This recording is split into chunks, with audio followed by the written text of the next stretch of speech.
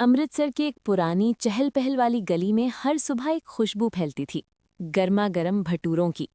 उस खुशबू का नाम था रमेश। लोग कहते थे, अगर दिन की शुरुआत स्वाद से करनी हो तो रमेश के छोले भटूरे जरूर खाओ। रमेश की ठेली साधारण थी। एक बड़ा कढ़ाव, मसालों की डिब्बियां, तांबे की हांडी में उबलते छोले और पास में आटा गूंथने की परात। लेकिन उसका स्वाद असाधारण था। वो हर दिन ताजे मसाले पीसता, साफ तेल में भटूरे तलता और प्लेट भर भर कर परोसता। उसकी एक आदत थी, हर ग्राहक से मुस्कुराकर पूछता, और भाई, आज चटपटा ज्यादा या कम?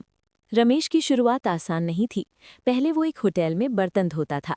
कई साल मेहनत करने के बाद उसने थोड़े पैसे जोड़कर अपनी छोटी सी ठेली लगाई।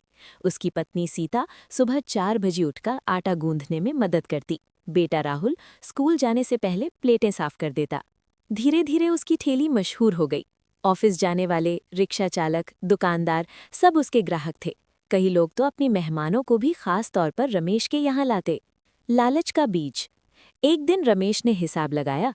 कमाई ठीक ठाक थी, लेकिन उसे लगा कि अगर थोड़ा खर्च कम कर दूं तो मुनाफा और बढ़ सकता है। यहीं से लालच का छोटा सा बीज उसके मन में बोया गया। अगले दिन उसने बाजार से सस्ता तेल खरीद लिया। सोचा, कौन पहचान पाएगा। फिर मसाले थोड़े कम डाल दिए। प्लेट में भटूरे का आकार छोटा कर दिया, लेकिन दाम वही रखे। पहले दिन किसी ने ज्यादा ध्यान नहीं दिया। दूसरे दिन भी भीड़ रही। रमेश खुश हुआ, देखा, किसी को फर्क नहीं पड़ा। स्वाद में बदलाव।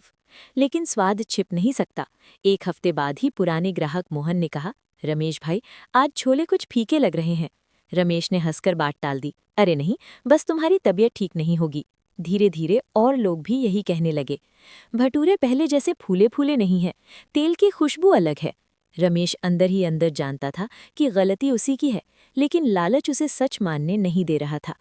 उसी गली के कोने पर एक नई ठेली लगी। उसका मालिक था सुरेश, सीधा साधा मेहनती युवक। उसने भी छोले भटूरे बनाना शुरू किया। वो साफ सफाई का बहुत ध्यान रखता, मसाले खुद पीसता और हर प्लेट भरपूर देता। कुछ ही दिनों में लोग सुरेश की तरफ जाने लगे। रमेश की लाइन छोटी होने लगी। रमेश को बुरा लगा। उसने सोचा, मैं इतना पुराना हूँ और ये नया लड़का मेरे ग्राहक ले जा रहा है। उसने लोगों से कहना शुरू कर दिया, अरे वहां मत जाओ, पता नहीं कैसा तेल इस्तेमाल करता है। लेकिन लोग खुद देख चुके थे कि सुरेश का खाना साफ और स्वादिष्ट है। रमेश की बातें उल्टी पड़ गईं। महीनों बीत गए। रमेश की कमाई आधी रह गए। घर में पैसों की तंगी होने लगी। एक दिन सीता ने कहा, सच बताओ, क्या तुमने सामान की गुणवत्ता कम की है? रमेश चुप रहा। उसकी खामोशी ही जवाब थी। सीता बोली, थोड़ा ज्यादा कमाने के चक्कर में तुमने भरोसा खो दिया। लोग स्वाद से ज्यादा ईमानदारी खरीदते हैं। ये बात रमेश के दिल को चुभ गई। एक घटना। एक दिन एक बूढ़े दादाजी उसकी ठेली पर आए। उन्होंने प्लेट ली, एक कौर खाया और धीरे से बोले, बेटा, पहले तुम्हारे हाथ में बरकत थी, अब स्वाद में वो सच्चाई नहीं है। दादाजी की आंखों में निराशा देखकर रमेश की आंखें झुक गईं। उसे अपने पुराने दिन याद आए, जब वो गर्व से कहता था, मेरे छोले शहर में सबसे अच्छे हैं। उस रात उसे नींद नहीं आई। स्वीकारोक्ति। अगली सुबह वो बाजार गया, सबसे अच्छा तेल खरीदा, ताजे मसाले लिए, घर आकर सीता से बोला, आज से फिर वही पुराना रमेश लौटेगा। उसने ठेली साफ की, नया तेल डाला, छोले में भरपूर मसाले डाले और एक छोटा सा बोर्ड लगाया, ईमानदारी ही असली स्वाद है। वापसी। पहले दिन कम लोग आए, लेकिन जिन्होंने खाया वे बोले, अरे आज तो पुराना स्वाद वापस आ गया। धीरे धीरे खबर फैल गई। पुराने ग्राहक लौटने लगे। रमेश अब हर ग्राहक से कहता, अगर कभी स्वाद में कमी लगे तुरंत बताना।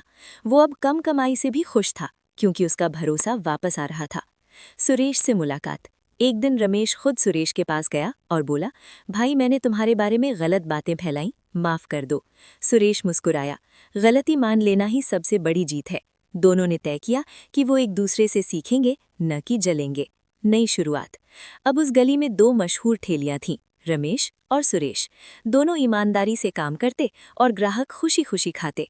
रमेश ने अपने बेटे राहुल से कहा, बेटा, जिंदगी में कभी लालच मत करना, थोड़े पैसे के लिए भरोसा मत खोना। राहुल ने सिर हिलाया और मन ही मन ठान लिया कि वो भी बड़ा होकर ईमानदार व्यापारी बनेगा। कहानी की सीख। लालच थोड़े समय का फायदा देता है, लेकिन लंबे समय का नुकसान करता है।